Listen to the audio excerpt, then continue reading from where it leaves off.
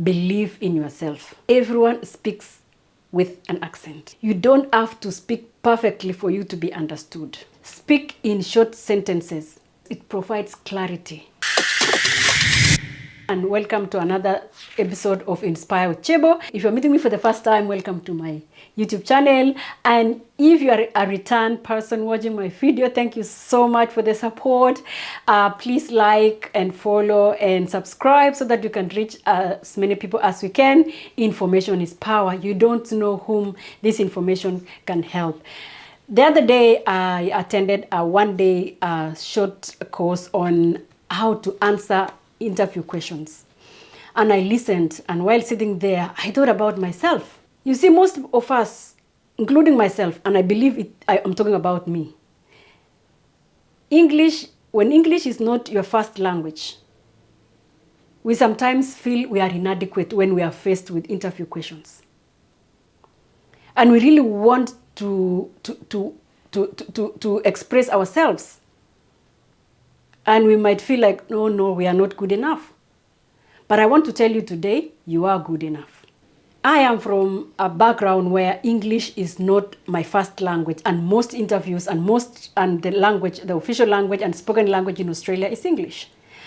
And in some instances, I found myself feeling inadequate while not only in an interview, but also in my day-to-day life. Sometimes I find myself even cracking a joke is so hard, and yet I really want to share these jokes with people, but then it doesn't come across as I intended. Do you feel the same? Do you come across this? Do you undergo some? Have you ever gone through such a situation like myself, or it's only me? Anyway, after that session, I came and did some research, and I wanted to understand how can someone like myself sell their skills and experiences to an employer and convince an employer that I am the best candidate for the job. So I came and did a research, and I came up with some points that I would like to share with you, and I hope it will help you if you are from a background like myself whose English is not our first language. One thing that I learned is that believe in yourself. Know that everyone speaks with an accent. Having an accent is okay. Everyone got an accent. When I came to Australia for the first time and I attended my first lesson in Certificate 3 in Aged Care, I could not understand anything from the teacher. Not because that I did not understand English, no, because the teacher as well had her own accent. And with time, I got used to the teacher's accent, and she got used to mine. So everyone has an accent. When you go to an interview, just know that having an accent is okay. You don't have to speak perfectly for you to be understood. Only communicate in a way that is understandable. Speak in short sentences. When you speak in short sentences, it provides clarity. It gives the interviewer time to process and understand what you're saying. Use simple words that are easy to be understood by the interviewing team. Number 3 is avoid using fillers. I know I've used this in most of my shows. I've used fillers like ha, and so research told me that when we use such words during an interview, we come across like we come across as we are not confident, or we don't know what we are saying. When you find yourself that you're running out of words, take a pause. When you pause, it gives you an opportunity to organize your words. And then when you find those words and find your footing, you will communicate in a way that is very clear and makes you appear confident, makes you smart, if I can use that word. So avoid fillers. In case you don't understand anything or you've not understood what the interviewer is asking, ask them.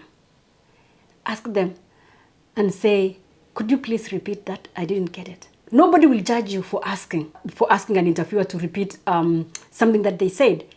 Because if you don't understand what they have said, you will not be able to answer the interview questions that you've been asked. You will not be able to fully express yourself and show your skills and experience. So be confident and feel and feel comfortable to ask a question or seek clarity in what somebody has said if you did not understand. When you know that you have an interview, get someone to practice these questions with. Anticipate the questions that you will be asked in such an interview. Today there is AI. There is so many information online about questions that can be asked in different sectors. Take time to practice them with someone. And if you don't have someone, we have telephones, we have mobile phones that have videos. Record yourself and play back and see how you're doing. As well, you can use the mirror. Practice with the mirror as if you're speaking with somebody, and you will gain confidence. Last but not least is use storytelling technique to showcase your skills. For example, you may be asked, have you ever encountered a difficult situation with a client? And if you did, what did you do? How did you do it? And what outcome did you get? And sometimes it might be so hard or difficult to express yourself. Use an example. Use a story to tell.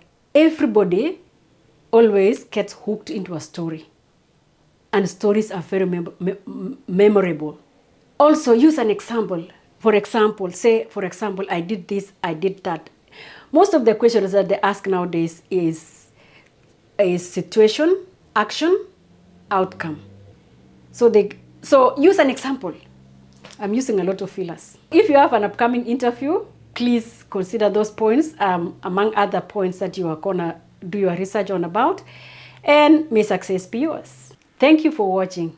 See you again in another episode of Inspire with Chebo.